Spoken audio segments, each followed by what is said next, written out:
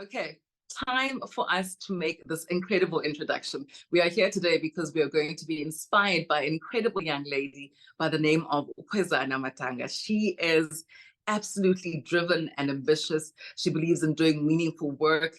Having grown up in the Eastern Cape, she got to understand that people with talent need to be exposed to the right spaces to fulfill their potential. And she's here today to inspire and motivate us to excellence. Now, listen, Ms. Matanga did not just get level sevens, right?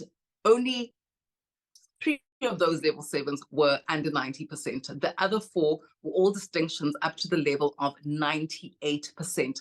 That's when she completed her matric grade 12 in 2015. Then she became a class medalist for third year stats in 2018. This is after she registered for her BCom in business science to study actual science in a UCT. She is a top student at UCT AG class from 2016 to 2017.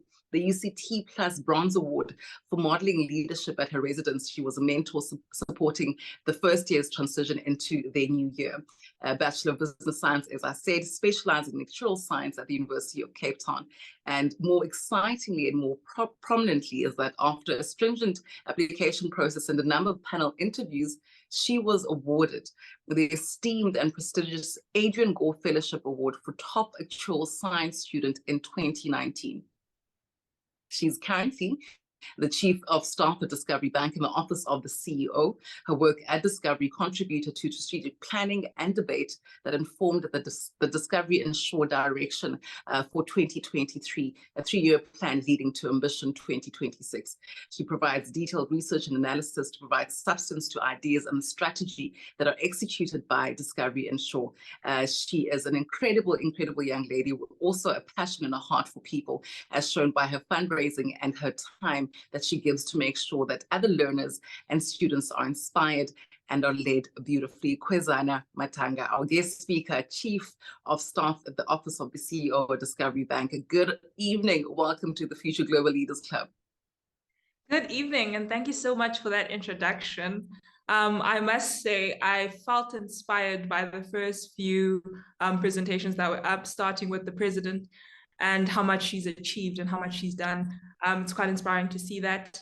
And also the founder, I found very inspiring, such a young person being able to come up with an innovative idea that was helpful not only to her, but to her peers, and actually makes meaningful impact.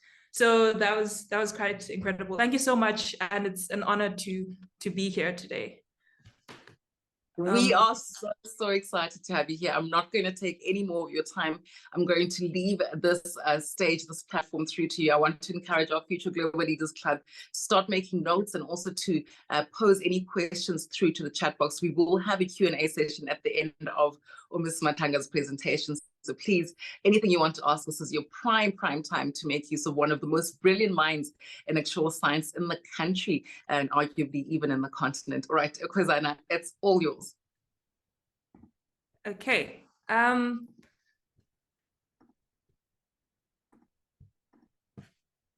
you so much. Again, it's quite a privilege and an honor to be speaking to everyone here today.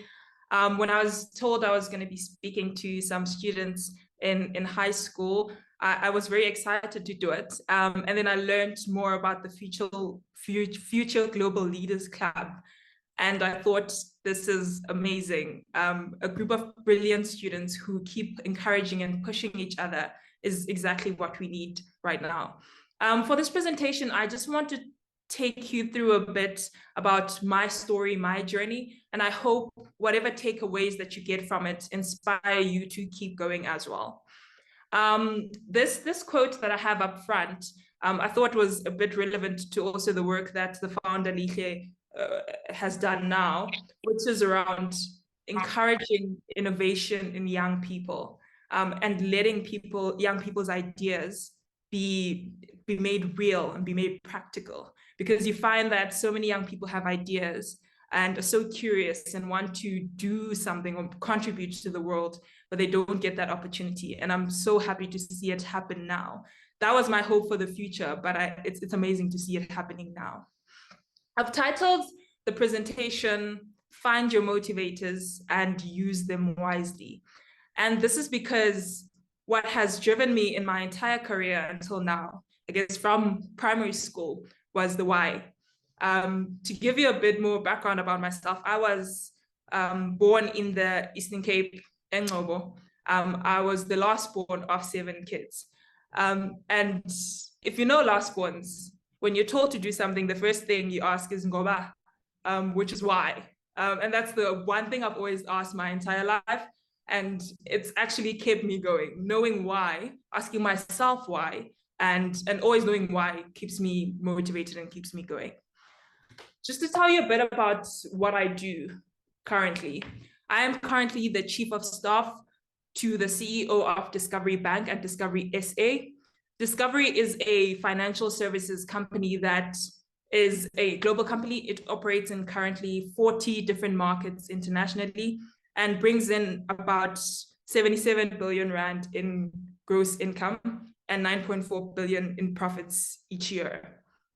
And within Discovery, there is an SA composite, which houses all the businesses within South Africa. And I am the Chief of Staff to the CEO who runs that SA composite, as well as Discovery Bank, which is a bank that we recently launched. And the work that I do is very dynamic. No 2 days are the same. So a lot of it informs the strategy of the business, the strategy of the SA composite, as well as the strategy of Discovery Bank, as well as running key sort of projects that are crucial to the success of the business. So key partnerships and key projects that help us move the business forward. And that's a bit about what I do. And to go through the story of how I got here, I want to start with an inspiring leader who's also my role model and my mentor. I'm privileged to say that he's also my mentor, Mr. Adrian Gore. He's the CEO of Discovery Group, and he runs our global kind of financial services company. He started the company in 1992. And before that, he studied actuarial science and he worked at Liberty in the product development, so coming up with new products. And then he decided at the age of 27 to start a new business. And we have mentorship sessions. We've been having sort of mentorship sessions every year. And whenever I meet him, he tends to compare my age to when he started his business. So right now I'm 25. So he'll say, "You're just 2 years younger than I was when I started the business." And he does that to keep me motivated and thinking about what's next. To say, don't stay comfortable where you are. You've done a lot, but don't stay comfortable. Keep pushing. And I think that was the message that was spoken to by one of the future global leaders, to say, even if you've achieved so much, you have to keep pushing and keep being consistent in your pushing. So I want to play a video that recently inspired me, where he spoke about goal setting, and it's very relevant to kind of the conversation that we're going to be having today.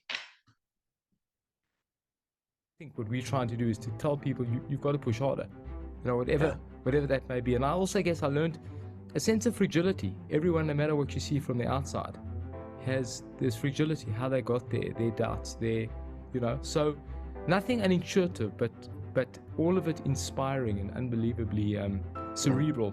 These people are unbelievably clever in deconstructing their goal and what needs to be done. I mean, Seb's view about not incrementalism, but incremental performance. If you can do a 6-minute mile, you can do a 5-minute mile. If you can do a 5-minute mile, you can do a 4-minute mile. I mean, obviously, there's some asymptote there, that you hit. But that mindset of just, of a cerebral improvement. So, directionally, they're all saying the same thing, but it is about courage. It's about the ability to withstand pain, remarkable. But I guess the commonality I learned was just the preparation. It's unbelievable. These people set goals that, we can only dream of. And then the level of preparation to get there, people can do the most amazing things. I think that's why just the discipline of trying to get people to set a goal, because I think that's the catalyst. Without that, you just go along, in your life. I mean, but there is something sad, I think, about going through life without achieving potential. There's greatness in everyone. I think that, we have to try and get people to set goals to evoke that sense of pressure, how to get it out, because I think most people do go through life, unfortunately, not achieving their potential, whatever that may be. And this 5-minute mile idea has taken me right to the coalface of that, of seeing and listening to what the amazing things people can do. It's unbelievable. I think you need to set a goal that has meaning to you. You know, there is a lot of science in the science of hope for people with terminal illness about, you know, how they give people hope is what's important to you ultimately, and set that goal. You know, so it may be a fast run, it may be something else. It's seldom about making money. I mean, that's an important issue. It's got to be something that's authentic. But I think choosing something that means something to you, whether it means anything to anyone else or it's impressive or not, I think it has to have meaning. I think it's got to have some degree of stretch. I think if it's just doable, it's not, you don't have it out there. I think if it's too stretched, you're not going to get that, maybe demotivating. You know, some of the dialogue with Dan Ariely on behavioral science around, you know, what is that optimal point? But my sense is that setting something that's meaningful to you, something that's really, it may be audacious with some stretch, gives you a sense of agency and hope. And that just brings out in you the most remarkable journey. It's life-changing. So, you know, I don't think it requires a huge amount of intelligence. I think it's just, you know, thinking it through and doing it. I think the journey is everything. That's why I think the goals should be meaningful, and the journey towards it should be appreciated. I mean, in my mad 5-minute mile dash, and I haven't got there yet, but the actual journey of seeing the improvement in, you know, and getting up at 5 in the morning to hit the road and seeing the beautiful sun, you know, stuff I haven't done. It's been an amazing journey. So I'm a great believer, if you set a proper meaningful goal, whether you achieve it or not, you're happier than you would have been. And I think you're right. I think we chase the wrong things, we finally get there if we do, and find we've wasted our lives, you know. It is about the journey. But then I think all the more important then to set a journey on a course that is meaningful. Because, you know, one thing I'm a great believer in, time is incredibly short. It's, you know, it's not linear. It gets shorter as you get older. So the reality is you mustn't burn time on anything that doesn't give you meaning or happiness. Wow, such inspiring words. And there's 2 takeaways that I wanted to take just for this specific presentation, which is, he always speaks about, number 1, setting audacious goals. So this is to say, can you stretch yourself beyond what you're currently achieving? If you're averaging 75%, if you're averaging 80%, your goal is thinking about, how do I get to 90? How do I get to 95%? And as much as you can think about that and think, yo, I have to raise my marks by about 15%. How much work does that involve? But what supports that is the second point, which says, think about the work incrementally. So which means if you're at 75% now, if you're at 75%, it means you can achieve 80%. Once you get to 80%, it means you can achieve 90%. And then once you get to 90%, it means you can achieve 95%. So every step of the way, once you get to that point, it means you can go higher and you can do better. And the theme of this kind of talk is around your card to success. So there's 4 key elements that you need to consider or need to think about at every single point in your journey. Number 1, commitment. Have you set ambitious and smart goals? Or are you just doing things just to do them? If you're comfortable at 80%, can you push yourself to get to that 90%? If you're comfortable at 90%, can you push yourself to get to that 95%? The second point is action. Are you actively working towards those goals? Which means once you've set that goal, you don't keep going the same trajectory that you were going. You don't keep doing the same things that you were doing. So if you said, I'm going to get 85, you're not going to keep doing the same things that you were doing when you were getting 80, which means you need to actively make changes in your life or in your routine that help you get to your goal. Number 3, about resilience, which means when you hit an obstacle, rather than feeling defeated and giving up, are you using that as a motivator to keep you going? To say, I've hit this obstacle, but I know I can do it. I can get through it, and I'll get through because there's nowhere to go back up, and you keep going up after that. And then finally, the 4th point is something that Adrian actually asked me in my interview. So the first time I met him was for an interview. I was studying at UCT, and Discovery is in Joburg. So Discovery flew me to Joburg to meet him for the interview. And once we met, he introduced himself. Hi, I'm Adrian. I introduced myself. Hi, I'm Kwezana. And the first question he asked me was not, how are you? How are you doing? It was, how did you get here? And obviously, as an interviewee, that was before I even sat down. I thought it was maybe making small talk. So I thought, okay, maybe the response to this is, how did I get here? Okay, I flew from Cape Town, and then someone drove me here. And that was my response. And he's like, no, that's not the question I asked. I asked, what drives you? What got you here? How did you get here? Because what kept you going until you got to this point? And you need to think about what drives you, what keeps you going, what's that thing that makes you want to wake up at night? I mean, that makes you want to wake up in the morning. What drives you? And then I'm going to start telling you a bit about my journey along these kind of 4 principles, starting with my primary school years. As I said, I was born in the Eastern Cape. I grew up in Mthatha. I went to Mbuke Junior Secondary School, and I loved school. So I was the last one of my family, and I had my sisters. I have twin sisters. They were in the same school as me.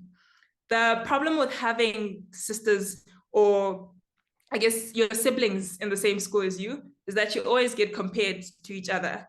And my sisters work very hard. So this, I still say I learned my work ethic from them, and they work very hard. So the teachers in the school knew that Matangas work hard. So before I even entered, there was the expectation that, okay, she's a Matanga, she's gonna work hard. So there was a need for me to kind of prove myself as well, to say, okay, I am a Matanga, I need to work hard. The other thing about having sisters in your school is that they were 3 years above me, but we all studied together. And what would happen is they'd teach me whatever concepts they were studying to help them understand their studies better. So what that would do is it made me excited about school even more, because I asked them questions about what they were studying. They kept like tutoring me, giving me answers, giving me different scenarios of the things they're learning in maths, natural science, and so on. And that kept me excited kind of about school. But I didn't interact much with the teachers. As much as I loved school and I wanted to become a teacher because I love school so much, I didn't interact much with my teachers because I had my sisters as my teachers. And so I was very comfortable in that routine of having my sisters as my teachers. Didn't really listen much in class. And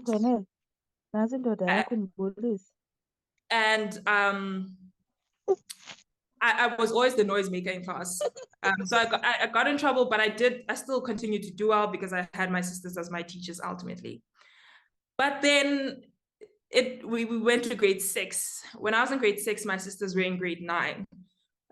If any of you are in grade 9, you know it's a tough year and you actually have to really focus. And they were in study groups that didn't involve me with their peers. So they couldn't spend as much time with me anymore. And I was so used to the routine of not listening in class really, but really asking my sisters to be my teachers at the end of the day, that grade 6 hit me and I struggled.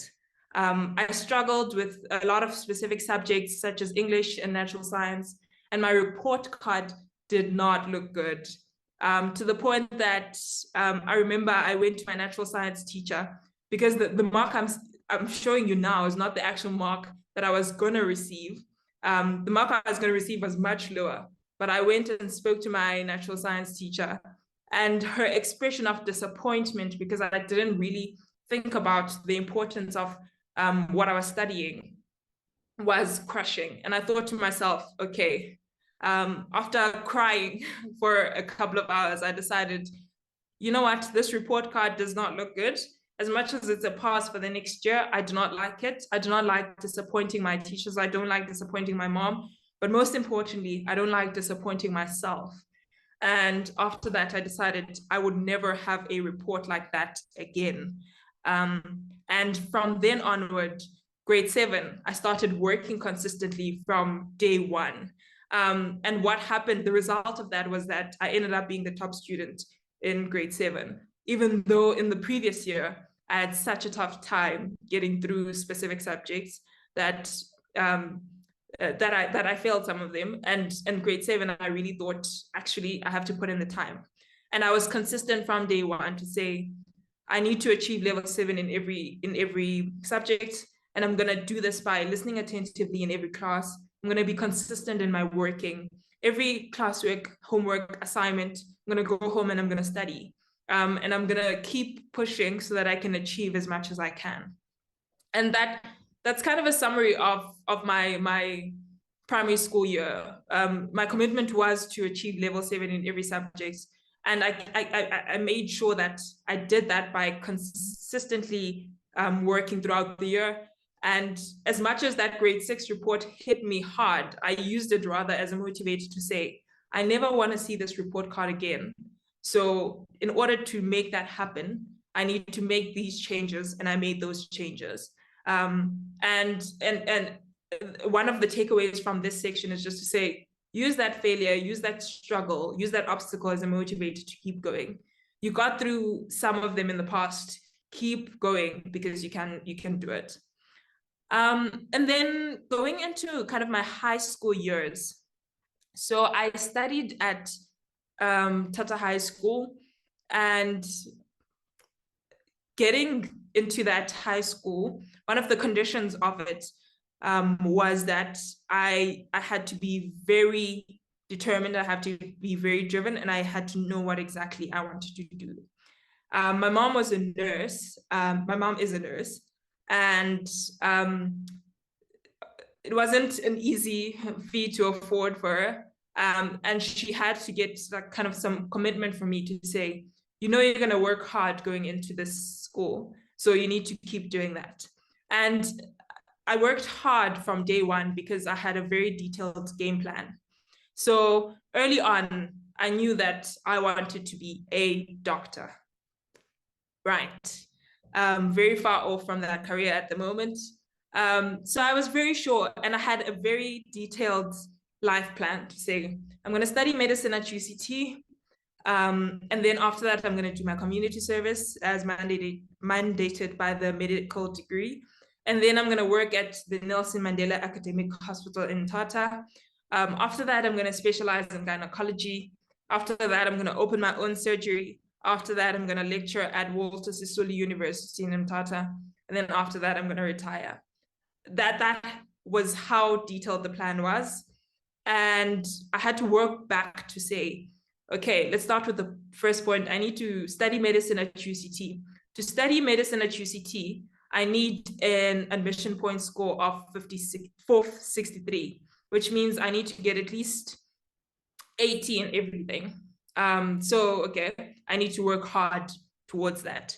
So then I needed to align whatever working plan that I had in my head with those requirements. I needed to get level 7 for every subject in order to get into medicine. That's how I summarized it. And in order to do that, number one, what helped is choosing friends wisely.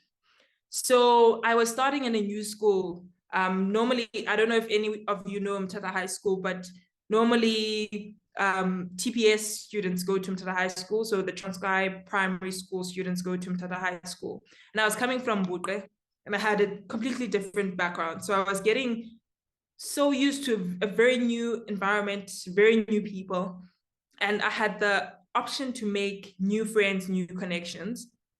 And at first I started kind of hanging out with my old friends from my primary school who had come to Mthatha High School with me. And then over time, with that saying that says birds of a feather flock together, I ended up making friends with kind of similar-minded, determined people. So I made friends with a group of 3 other girls. They also knew exactly what they wanted. One was going to become a doctor, and 2 of them were going to become accountants. And we called ourselves the Masterminds.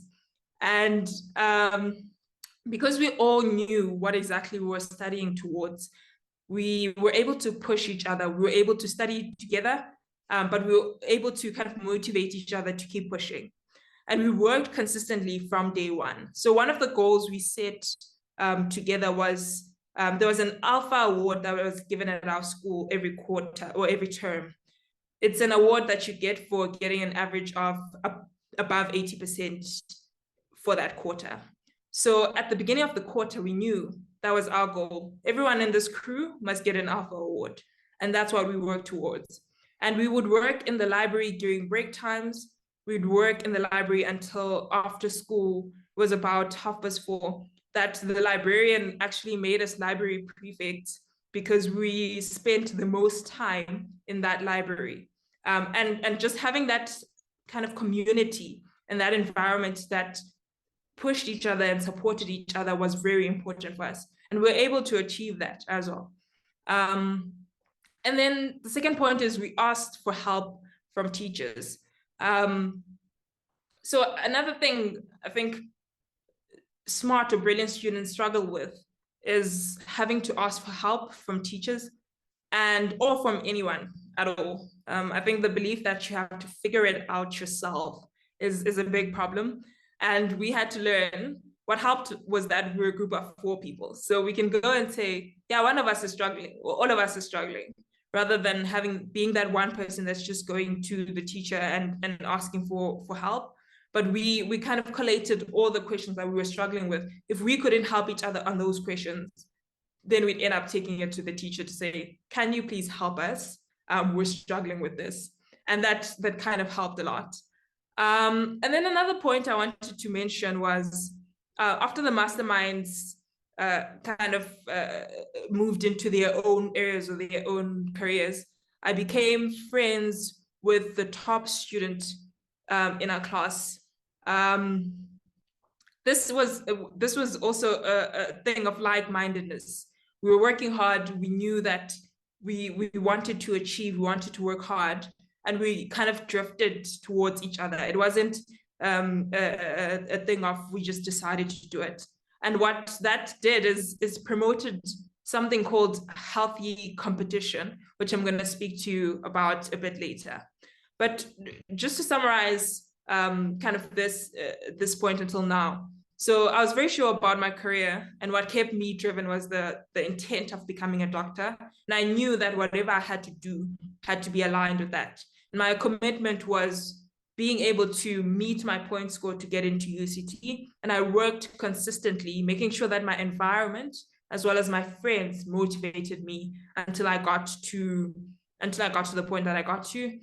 And just getting used to a new environment, that's what I struggled with, but I kept going, knowing that I have a community that supported me, a community that also encouraged me to get to where I was.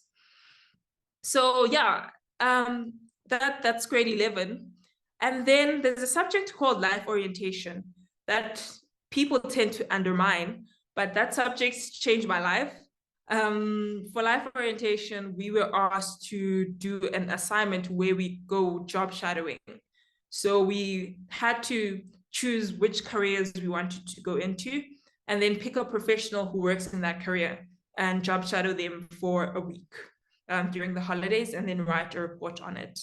My mom's a nurse, so she was able to connect us with a doctor in Nelson Mandela Academic Hospital, and the doctor was also a gynecologist. So I decided, okay, great. I job shadowed her for a week. After that week, I went home and thought, sure, I do not want to become a doctor. After all this time since grade 8, working towards this specific goal of becoming a doctor, now grade 11, I'm deciding this is not for me. That was at the beginning of the year, towards the beginning of the year, and I sat with it throughout the year, thinking about what am I gonna do? What's actually next? How am I gonna get there? And towards the end of the year, I kept doing my research on the different careers, going to asking different people, asking my sisters, and then towards the end of the year, I got introduced to something called actuarial science. So there is an organization called the South African Actuaries Development Program, and they do roadshows around the country where they tell high school students about actuarial science. So they sent out an invitation for about 15 students from our school who went to a hall in St. John's College. And it was a very big hall and it was filled up with all the learners from the district. And someone told us about actuarial science. And I found this very interesting. I thought, okay, this might be something I'm interested in. They said, if you're good at maths, if you like maths, this would be great for you. I thought, okay, this is amazing. The only problem is I'd never met an actuary. In Tata specifically, I had never met someone who calls themselves an actuary, who has studied actuarial science. I've met many doctors, many lawyers, teachers, and so accountants and so on, but I haven't met an actuary before. And then around the end of the year, when an actuary came to speak at our school at a prize giving, and he told us something very fascinating about actuarial science, where he said actuaries predict the future based on the past and some cool models that they built. I thought, I have not heard of a career where people predict the future. I want to do that. Using maths of all things, I want to do that. This sounds so cool. After his talk, I went and sat down with him and asked, okay, how did you get there? What did you do? What were your marks looking like? And he tells me he got 100% for maths. His average was around 98% for his report card. And I thought, yo, okay, this is next level. I really have to push myself and I really have to work hard if I want to get into actuarial science. And I told my mom about actuarial science. At first, she was a bit reluctant. Again, she also never seen an actuary. She asked me if they have, I'll get a job after the role. And I reassured her with all the research that I'd done and all that I've heard from other people. And then when she accepted it, she says, okay, fine. Then I said, this is what I need to do to get there. We need to level up my marks. I need to aim for at least this above 90 for maths and physics and accounting. We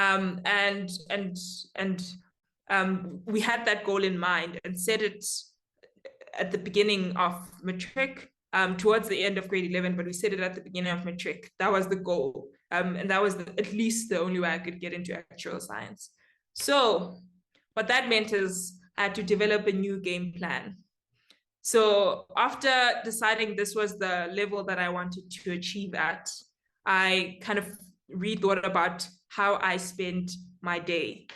And what I realized is I was not making the most use of my day.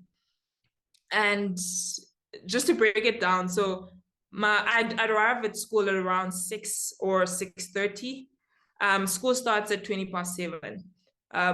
Before this goal, I just get to school at 6:30, I chat with some friends, and then get into class and then work after school. But now I realized I was wasting an hour before school that I could be using to do something productive.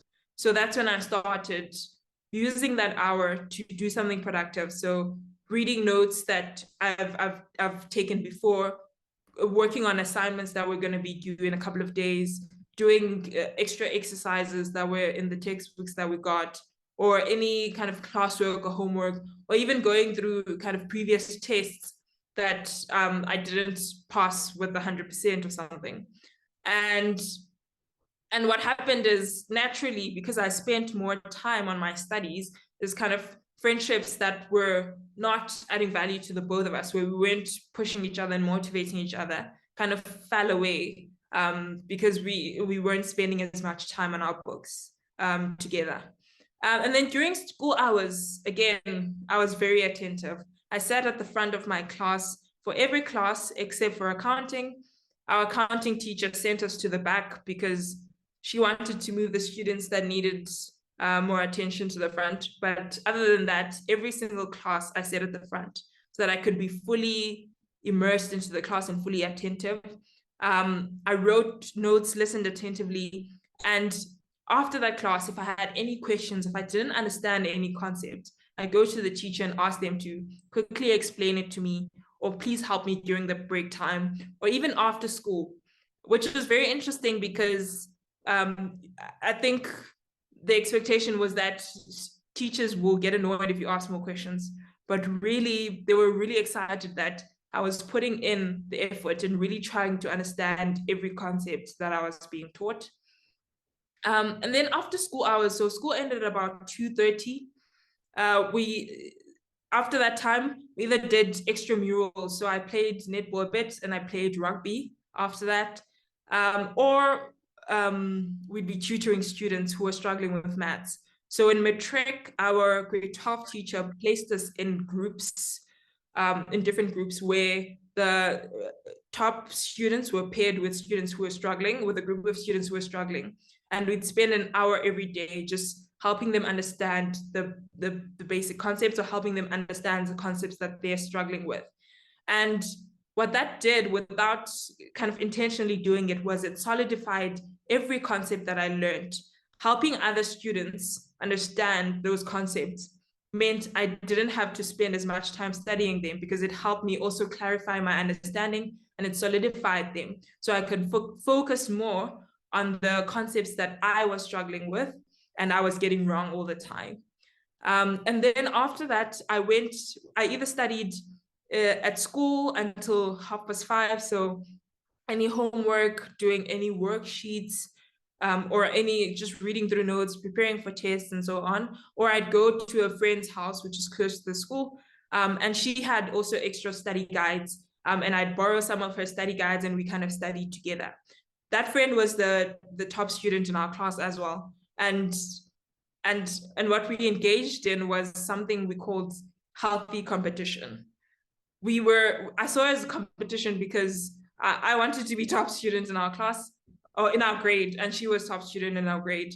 And what we did is actually we studied together, we helped each other, we worked through difficult problems together, and we still went home and you kept studying, because ultimately, as much as your friends, you still have to keep pushing, because you want that top spot. And I remember there was a point where I missed the top student mark by 0.5%. And as much as I was upset, I was still so happy, because what that did is it pushed both our mark levels up. As much as we were kind of competing and wanting to take the top spot, what that ended up doing is it elevated both our levels, and we both achieved higher marks at the end of the day after that. And we're still friends even 10 years later today, because we keep that kind of healthy thing of pushing each other and keeping each other going. And then when I'd get home, obviously you have to do a bit of cleaning and cooking. So I did that about until 8-ish. My Achilles heel, or my weakness, was television. So I watched Generations when it was still good from 8. And then I continued studying and doing my homework and my assignments after that. And yeah, that's really how I planned my day, and making sure that every point in my day I'm thinking about how I'm using it wisely and making sure that I'm making the most value out of it. And what happened is, my grades started improving, and I'd be kind of happier to see it going up. And another thing just to note here was that goal I told my mom at the beginning, to say, this is what we need to get to for me to become an actuary, or to get into actuarial science. She still kept me accountable for that. So I'd bring my report at the end of the term to her, and she'd go through all the marks. And then if you got 95% for something, she'd look at you and say, what happened to the 5%? What did you do there? And what that forced me to do is go back and say, hey, what happened to the 5%? And I'd have to go back to my tests, my assignments, and look at where I don't understand the concepts and solidify them, so that I make sure that I don't lose that 5% again. So that's just in summary, if I want a way to summarize the key takeaways here, is just to keep improving yourself, making sure that you're making the most use of your time, and then find ways to keep yourself accountable. If you set a goal and you know what you have to do to achieve it, then at the end of it, measure yourself to say, have I reached that goal? If I haven't reached that goal, why haven't I reached that goal? And then go home and say, okay, actually, I need to tweak this and I need to tweak this. If you just keep going without doing those reflections to say, what have I done wrong? What can I improve for the next one? Then you're just going to keep going at the level that you're currently going at. So yeah. And of course, this was all difficult. In actuarial science, wanting to go into actuarial science, I had a lot of pushback. I had classmates telling me that, Ish, you're not going to pass in this course because people just give up halfway. And I wanted to prove them wrong. But what I did is I just kept pushing and learning and trying to improve my marks so that I get there. But it was a stressful process and it was not easy. And what helped me kind of manage through that is having a support system that I can speak to. So I'd go to my friend and say, Ish, I'm struggling with this. And then using the stress the right way. So to say, if you're stressed, don't just like use it as an opportunity to give up, but just think about why you're stressed. I'm stressed because I need to get 90% for this. Use that as the thing to drive you. Remind yourself of the why you're doing this. And then taking breaks.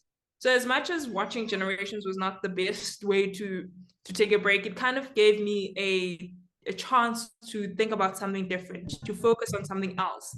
And that kind of calmed my mind for a bit before I went back to my studies. And then finally, don't be afraid to ask for help. That's something I also learned along the way. If you have a question, if you're struggling with something, then ask for help. I know with top students, it's always difficult because you feel like you have to figure it out on your own. But essentially, like it becomes better when you ask for help.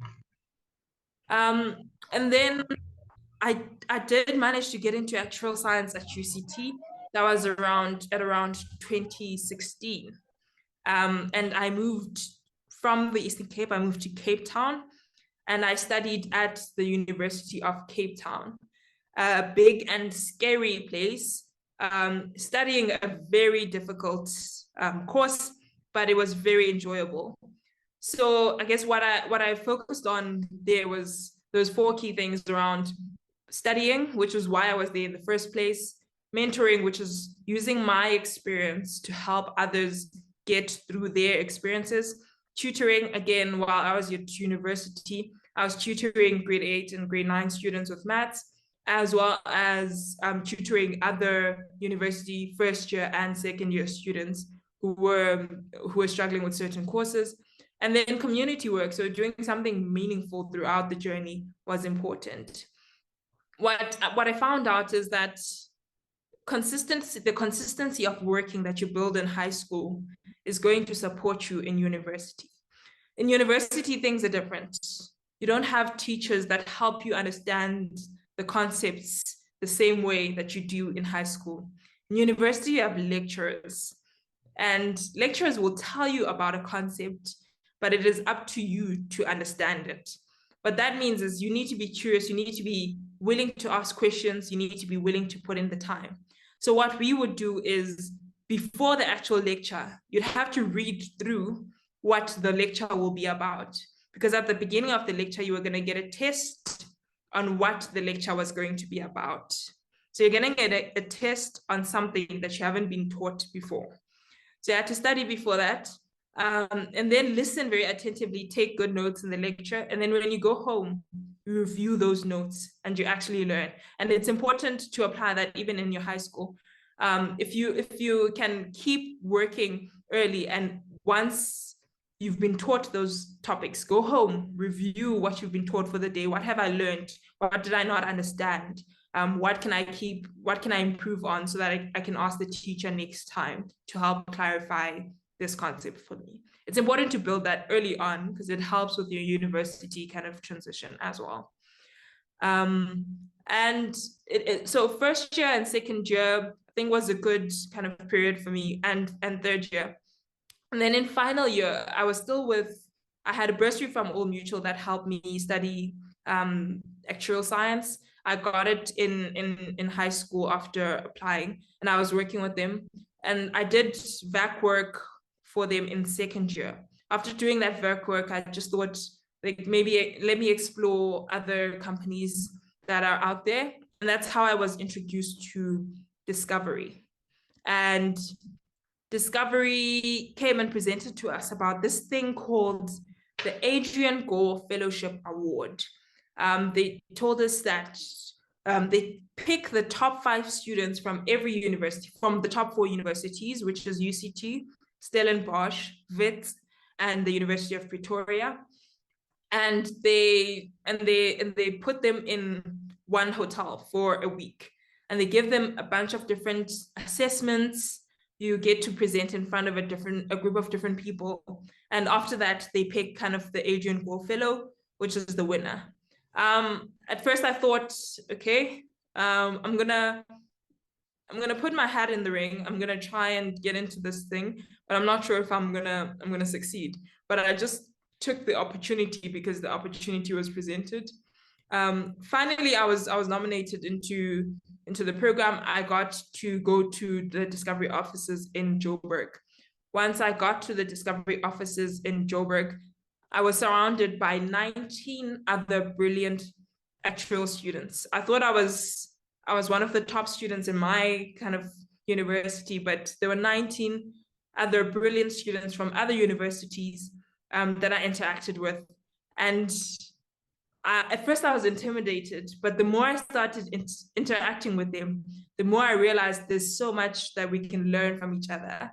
And I was just enjoying that entire experience because of the kind of conversations and the talking that was going on. Once we got there, they had given us a topic to prepare a presentation for. So come up with an idea for a certain thing, and then we had to present it to 4 of their kind of executive members in Discovery. And I presented that idea, and I remember thinking after that presentation that that did not go well. And that was because they grilled me. They asked me a lot of different questions, very difficult questions that I didn't understand. I didn't think I answered well as well. But at the end of that evening, I learned that I made it to the top 6. After that top 6, we had to prepare another presentation within a day that contained another idea and another kind of presentation proposal, thinking about what Discovery can do. And we presented that in front of 15 Discovery executives as well. And after that top 6, they chose the top 3, and I was part of the top 3. And then after that, we had an interview, one-on-one interview with Adrian. And that was kind of the very interesting experience. And finally, they chose the Adrian Gore Fellow for the year. And luckily, I was the winner for 2019. I was the Adrian Gore Fellow for that year. And the experience with that has been kind of incredible. I've had, as I said, Adrian as a mentor that I have a lot of access to. I've gotten exposure to senior leaders across the business. And now, recently, I was actually told that I have to choose an international experience as part of this kind of program that I'm going to go participate in. I'm still putting my thoughts into that. And it's just been an honor and a privilege, and I've had the most amazing time. And I guess everything that I did up until then helped me become the person who could get to that level of becoming an Adrian Gore Fellow. And every step and every opportunity you have, you just have to make the most of it. So just to kind of summarize everything said in this session, I would just say, number 1, be curious, ask questions. Always ask questions. Ask for help if you need it. Even if you think it's a stupid question, I can assure you there's no such thing as a stupid question. Number 2, if you fail, use it as a motivator. Learn from your mistakes. Number 3, have very smart goals and don't be comfortable. You might be doing well now, but you can do better, and you need to keep pushing yourself to do better, and you need to work actively towards that. Number 4, making sure that your environment aligns with your goals. What that means is your friends must align with your goals. Your where you choose to study, where you choose to spend your leisure time, it must align with where you want to be at the end. And finally, keep yourself accountable. Don't just set goals and let them sit. Set goals and then go back, reflect, and say, what have I done? Have I achieved those goals? And what do I need to change? How can I improve in order to get there? That's kind of a summary of my thinking there. And then just say what the future looks like for me. I think focusing more on the person who I want to become. So I really want to be someone that adds value and makes the most of every opportunity that I get. And it's something that I encourage you also to do. And then obviously now, very soon, going to an international kind of work experience or studying, depending on what I choose. And then just in life, continuous learning, always using every opportunity to ask questions, learn more about whatever you're doing. And yeah, that's kind of a summary of what I wanted to speak to you about today. Thank you. Oh my goodness me. If you were to see my notebook, these are just from the past 30 minutes. There's so much to go through. Thank you so much, so much to Kwezana Matanga. Lonwabo, certainly bringing us lots and lots of things to think about today. I do want to encourage the future Global Leaders Club members, our ambassadors, and our parents just to drop their questions in the chat box, pretty please. We don't want to miss out on an opportunity to engage this brilliant mind. I love that you ended up with those last 3 points, because this is exactly what I want to do now, is to encourage our future Global Leaders Club to stay curious and to ask questions and to make the most of each opportunity. This is a once in a lifetime kind of opportunity to get to interact with someone of your caliber. Thank you so much for sharing your journey. All right, from my notes, I want to start from that grade 6 report card. So in standard 4, for the first time, you're seeing level 2s, level 3s. Did you go and share? How was the response to that report card with your mom? How was that interaction? Was it her holding you accountable, or were you holding yourself accountable already before you interacted with her? No, by the time I got to her, I was already crying, because I knew it was not kind of what I wanted to achieve.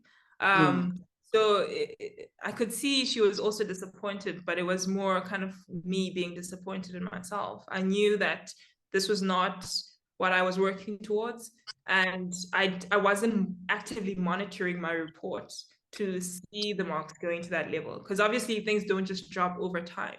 But I wasn't actively doing the work to say, I must check my marks. I must make sure that everything I do helps me get to wherever I want to achieve. So it's more kind of me holding myself accountable there. Okay.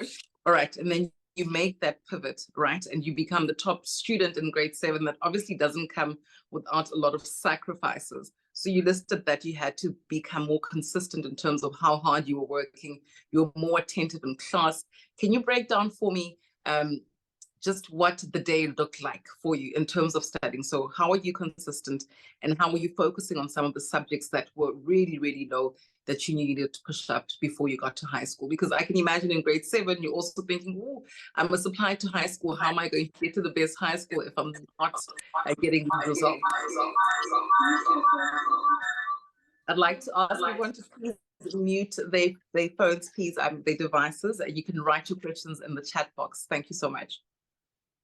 Yeah, so I guess the first thing is that paying attention in class thing, and writing very detailed notes. So I used to have friends where we were the troublemakers at the back of the class. I had to separate out from those friends and come to the front of the class, and actually take notes. Whatever classwork that I'm done, fully concentrate on that, get that done. When I get home, focus on my homework, and really study there. I wasn't studying at school at that time. I studied at home, but when I got home, got straight to my studies, do homework, do assignments, do any kind of exercises that you're given. And then we'd get to kind of chores and cleaning and everything. And then at night, kind of before that generation's time, then I'd start again. We can all make reference to that generation's time, I'm sure.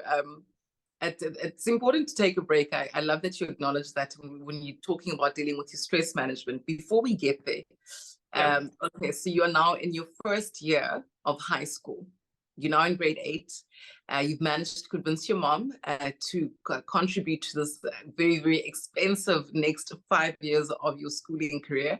I want to really unpack that dynamic, that relationship that you have with your parents, where she holds you accountable, you hold each other accountable, and how important that was to ensuring that you actually reached and attained your goals. Yeah, it was incredibly important. I guess a thing about my mom, she also views her kids' successes as her own. So holding me accountable is also thinking about if I want to be successful, what do I need to achieve? And luckily, not luckily, my sisters had moved to university by that time. And I was the only one in high school. So we got that. When I got home, I was the one telling her, okay, I need to do ABC. I need to get to where I need to get to. And she'd always keep that in mind. She said she needs to get 90% in maths. She needs to get 90% in this. And then when that time came, when the reports came out, she'd go and ask, what happened? How, if you've achieved it, congratulations. If you haven't, what happened? And what do you need to do? What do you need to change? Is there something we need to change at home? Is it something we need to change at school? How do we work together to change that as well? So yeah, having your parents buy-in is very important. If you don't have a parents buy-in, kind of having a sibling or even a friend, someone who's gonna say, okay, friend, we said we were gonna do this. What have we done? How can we improve is important. Yeah. Oh, absolutely. That's so true, because I think in not sharing our goals and our dreams, then there's nobody else that's like our accountability partner. And so if your mom didn't know that the goal was that 98% in order to get into actual science at UCT, she would have maybe celebrated an 85% because it's still a brilliant mark, but it's not a good enough mark to get you to where you say you want to be. I hope the FPLers are taking note of that. That's so, so important. All right, now I want to break down your day. So when we were going through what you did at school, and in total the time you spent in academics is ranging between like 10 and 11 hours of the day. An hour before school, the time in school, the time after school, and the time that you spend at home. So in terms of your subject breakdown, I can imagine that there were subjects that were your favorite, that you might have wanted to spend more time on because it came so easy, and there were subjects that you struggled with. Can we start with the subjects that you struggled with, and what sort of things you did to make sure that you improved your marks in those subjects, that you prioritized getting those marks up in those subjects? Subjects that I struggled with the most was physics. That's how I knew I was not going into engineering or any other science. And what helped me there was, number one, having a friend who was actually much better at physics than me. So she helped me understand a lot of the concepts that I struggled with. But the next layer to that was whatever we didn't understand, we took to the teacher to say, can you help us work through this? We don't understand this, which meant we spent like more time doing all the exercises that we have to do, and then going back to the test where we didn't do well to say which is there a common concept that we don't understand, which means we need to solidify on that concept so that we understand that concept. I think the calculation of concentration was one of them, but yeah, like if you don't understand a concept, then going back to say how do we learn more about that concept, and then solidify our knowledge and make sure that we don't make the same mistake we made in the previous test again. So solidifying the knowledge means I'm practicing the questions relating to this concept, right? And I'm completely sure that I understand it. So I'm staying very conscious about the interpretation, application, all those sort of things. That's what you mean by solidifying. Yes. So making sure you understand it, not necessarily are able to just answer questions, because being able to answer questions doesn't mean you understand what you're saying. Making sure you understand what you're saying and what you're doing makes it easier for to answer every question that comes your way. Okay, all right. I love that. Okay, I'm going to go to some questions now from the Future Global Leaders Club members before I go back to my many notes. Over the years, I've seen people hyping careers up like medicine and just realized that there are other careers like actual science. But throughout, I've been puzzled as to what they actually do. All right, you've touched on this in your presentation. Could you please help me? What subjects can I take now to make it easier for me in tertiary? And should I consider pursuing actual science?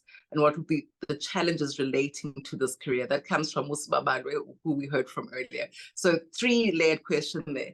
He was also leaning towards medicine like you, because that's what everyone does. What is actual science? What subjects should I be doing to get into actual science? And is it a career worth pursuing? So I guess, what is actual science? It's very difficult to explain, but it kind of uses mathematics and statistical thinking to build models to help inform the future. I guess like what we do in terms of financial planning. So when organizations think about what is the future going to look like, are we going to be sustainable? So for example, an insurance company, when they charge you a premium, they need to think about, okay, we're charging you a premium for life insurance, which means we're charging you for paying out R1 million, let's say, when you're going to die. We need to kind of think about when we think you're going to die, and kind of plan how much is that going to cost us to get there. So actuaries do that work of saying, okay, when do we think they're going to die, and then kind of plan towards that. But actuarial science, that's the kind of fundamental thinking, but it teaches you more than just kind of those technical skills. It teaches you problem solving. So there's a wide range of careers that you could get into after that. So for example, my role is not a traditional actuarial role. So you could be into pricing, you could be into valuations, kind of technical actuarial roles, or you could go into non-technical actuarial roles. In Discovery, we had actuaries in marketing, we have actuaries solving health problems. It's just actuaries are problem solver. And that's kind of the key to the work that you're going to be doing. Second point, what subjects do you need to take to get there? Maths is going to be important for every technical degree, whether it's science, actuarial science, or accounting, or any other.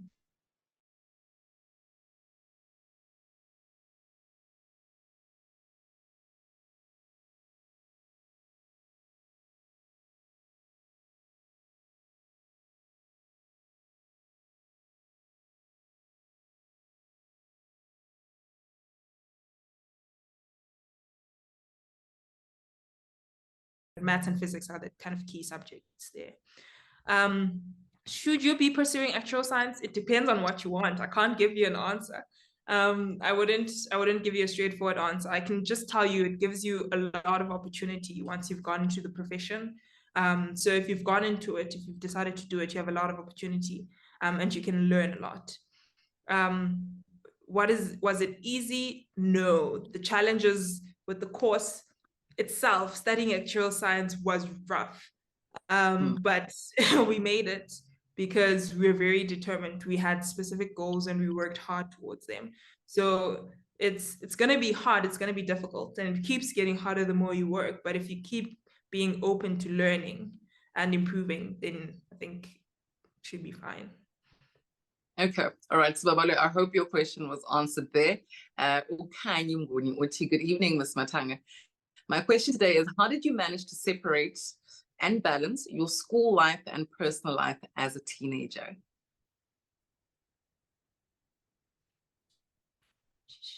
That's a good question. Balance is kind of subjective. My school life was intertwined with my personal life.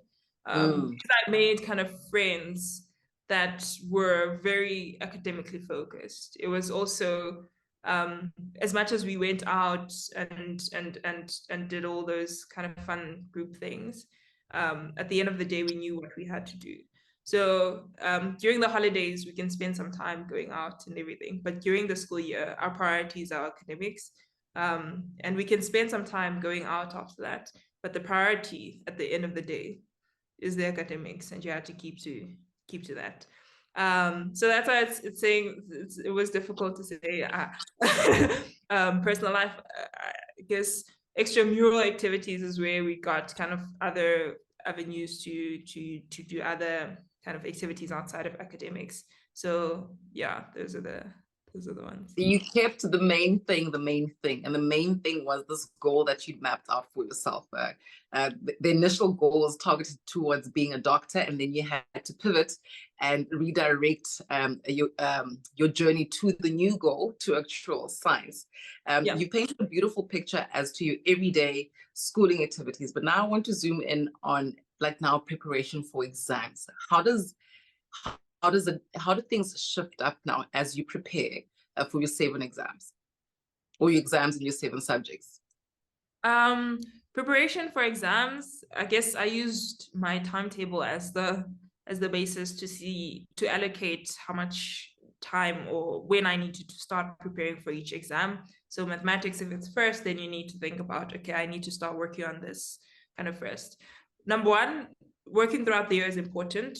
It helps you when you get towards the end of the year. So by the time we got to exam time, we were only focusing on past papers because we had solidified, we understood the concepts, and we were helping other students, which helped us enforce our knowledge of the concepts. So by the time you get to exams, you want to focus on doing questions, so that you can kind of master your question answering skills or your exam techniques there, rather than trying to relearn the concepts from the beginning. So yeah, that's what really helped us. All right, so past papers, and you're still studying with a group of people, or are you studying separately? So you do your study sessions with your healthy competition, and then you take time out and you do your other study session on your own, and then you keep each other accountable in that manner. Yeah, so after school, we still went, after school, we went to her house and we studied for about 2 hours, or 3 hours, depending on the day, and then went back home, and you keep kind of answering other questions or doing other papers, and we kind of try to align which papers we're doing so that we can also see if we can compare what we're doing wrong, help each other through those papers as well. So, yeah. Okay. There are lots of questions that are coming up around mental health and balance and being able to deal with stressful situations. There's one that says, what's the biggest obstacle you had to overcome in high school, and how did you overcome it? Did you have, there's one that's popping out now. Did you have any stress triggers and mental health up and downs, and how did you handle that? You did list 4 things there in terms of managing stress and anxiety. Maybe you could please reiterate that for our future Global Leaders Club members. So kind of managing stress and anxiety, I was just speaking to making sure that, number one, you have a good support system. So I had friends, I had a community of people that I was working with. So the important thing is being alone. So what makes it difficult when you're trying to focus on your studies, but you're trying to do it completely alone, is you feel completely alone. And that's what kind of that's what kind of affects you. Having a community of people who are like-minded, who say, we actually have to do this, which means you can work 25 minutes, have a 5-minute conversation about, I don't know, the universe or cricket, and then keep working another 25 minutes, and then have that 5-minute conversation about the Rugby World Cup. You still maintain that connection with people, and you have a community of people that you work together with. And then second point is remembering your why. Why are you doing this? Why am I doing this all the time? I feel stressed because I'm just trying to meet this specific goal, but why am I working toward that goal? Because I want to become a doctor, because I want to become an actuary. And that, keeping that in mind, as stressful as this one goal is, you'll keep kind of pushing, because at the end of the day, my goal is to become an actuary or a doctor. Third thing, take breaks. I know excellent achievers want to work consistently all the time. At my house, I grew up in a Seventh-day Adventist family. On Saturdays, we don't work. So the whole of Saturday was just like a break. Rest your mind, rest your soul. You can't think about school, you can't think about work. And even kind of Sunday, you start working in the evening to go back to your homework and other things that you have to look at. But taking that break to say, I'm just going to take my mind off of my studies and focus on something else. That's important, and keep that in mind. And then asking for help. If you're stressed about something that you can't figure out, ask for help. Don't try to just do it yourself and go through it yourself. Yeah. I love that, because it's very, very important to keep a healthy balance, right? So that when we are focusing on your studies, that your brain is functioning optimally, and you need that balance. Asking for help is always, always a good idea. There's a question now about additional exams and certifications that you need to become an actuary. So they're referring to, like, maybe if you want to be an accountant, so there's CFA and there's board certification. So is there anything extra apart from that undergrad that you did at UCT? What are the other certifications that you had to get? Yeah, there's about, I'm not sure now if it's 14 to 15 board exams that you have to write to become an actuary. Luckily, you can get exempt to about 12 of them, depending on which university you go to. So UCT, if you finish the degree, you can be exempt up to 10 of them. And then vets, you can be exempt up to 12 of them. So I only had 4 exams to write after I finished actuarial science, studying actuarial science. So yeah, depending on how you work throughout the university year, you don't need to write those exams. But if you study another degree, then you'd need to write 14 or 15 exams. Okay, so the key here is that consistency, right? Because it is what carries you through. If your marks are excellent consistently, then you don't have to go through extra hoops and hurdles to achieve your goal. All right. Just that throughout your university career as well, not just getting the pass mark, but getting the exemption mark is important, so that you don't have to write that exam once you finish your degree. And this is a mindset that you then started in grade 7, that you keep pushing, you're staying excellent, so you're able to hold yourself accountable, prepping for the exams properly, prepping for even the school lesson properly, is what anchored you to be able to be a leader at university and help tutor other kids. There's a question that wants to go back to your study methods. That's from Victoria Masilo. Good evening, Ms. Matanga. May I ask, what study methods did you use during high school to obtain your marks? You did mention these, the homework, the extra exercises and that sort of thing. But I think maybe they looking at techniques as well. Did you use mind maps? How did you get to retain, recall, and understand information? Yeah. Okay, in terms of kind of concepts, grasping the basic concepts, I had a lot of summaries. I created summaries because I wanted to share them with others. So the students that I was helping with the concepts, me creating the summary helped them kind of grasp the concept even better. So wherever there's a word kind of subject that you're dealing with, so physics is a bit of a wordy subject, then you'd create summaries. Life science is a bit of a wordy subject, and I create summaries for that. Things like maths, which are a bit more application, you have to just keep practicing exercises, but don't focus necessarily on the ones that you're good at. It's good to do them, but don't focus on them. Focus on understanding the ones that you keep consistently getting wrong, and practice those over and over again, so that you ensure that you understand which concepts you're missing and why you're getting them wrong. And then kind of tutoring people even through those maths questions also help me kind of know when you talk through it and say, okay, 2x squared to the power of y or something. You think about why you put that there, and when you're telling someone why, you also remind yourself of why, and that helps you. That helps you kind of pass well after. Okay. So consistency, helping others helps you because it gets to entrench those theories and questions in your mind and how to apply them. All right. And then putting in the time, I guess 10 to 11 hours a day is what's necessary to be able to get you to improve your marks. And I love that at the start you said, if your goal, you set small goals, so you increment your goals in order to get to that final goal. So if you're sitting at 75% now, it's possible to get to 95%, but you can start at getting to 80%.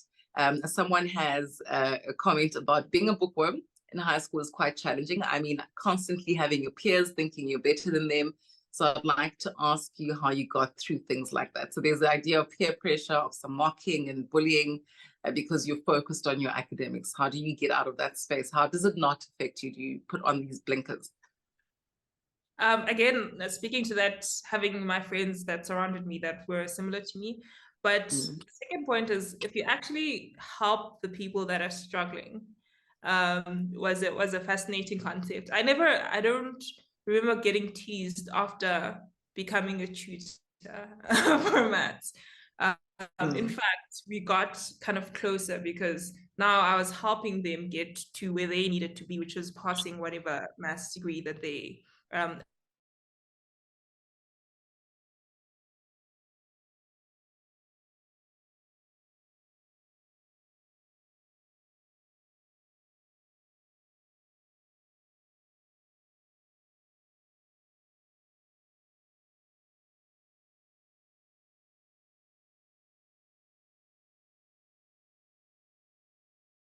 it's important that you know that and you keep that in mind, whatever comments people make, I guess. All right. Absolutely love that. And then finally, I think this is the last bit of questions that we have here. I think we've run through this one when I was asking about the process of becoming an actual scientist, the years, the right institution, and any mistakes that you may have made and what we can learn from those mistakes. Process, you have to get your actual degree, you write your board exams, you do some work-based skills for about 3 years, and then you can qualify to become an actuary. That sounds simple, but it takes a different range of years depending on what you want. Sorry, what was the second question? So the right institutions. So are there institutions that you'd recommend that they should to get accepted to, specifically for actual science? I'm biased, so I'm gonna say UCT. But it kind of depends also on what you want. The different programs are different across the universities. So VITS is a very actuarial course. So you learn mostly maths, statistics, economics, and very actuarially focused courses. So that's why you're able to get up to 12 exemptions, because all your courses are around actuarial science. Whereas at UCT, it was a much broader course. So we were learning things like people management, strategic thinking, which are outside the traditional actuarial field. So if you want sort of that broader view, then you can go to UCT preferably. But those would be my top two. Try to get into VITS or UCT. Okay, top two. And any mistakes you made along the way and what they can learn from those mistakes? Any moments? No, mistakes I made along the way was thinking that high school was the same as university. So as I said, high school, your teachers actually teach you the concepts. They take you through what Pythagoras' theorem is, and they help you like learn how to apply it. In university, you have to teach yourself a lot of that. They give you an overview of what the concept is, but you have to go home and invest the time into understanding what the concept is, knowing when and how to apply it. So being self-driven and knowing how to teach yourself things is important. Absolutely love that. All right, I'm going to go to my notes now very quickly so that I don't mess up. The consistency of your work in high school prepares you for university. I think for me, that's the core message here, that you don't, starting good habits now makes you more equipped to really excel as you chase your final end goal. So I think that's something that's very important to stress, and finding ways to keep yourself accountable. If you could just reiterate that accountability, that this is my goal, this is how I'm going to get it, and that sort of thing.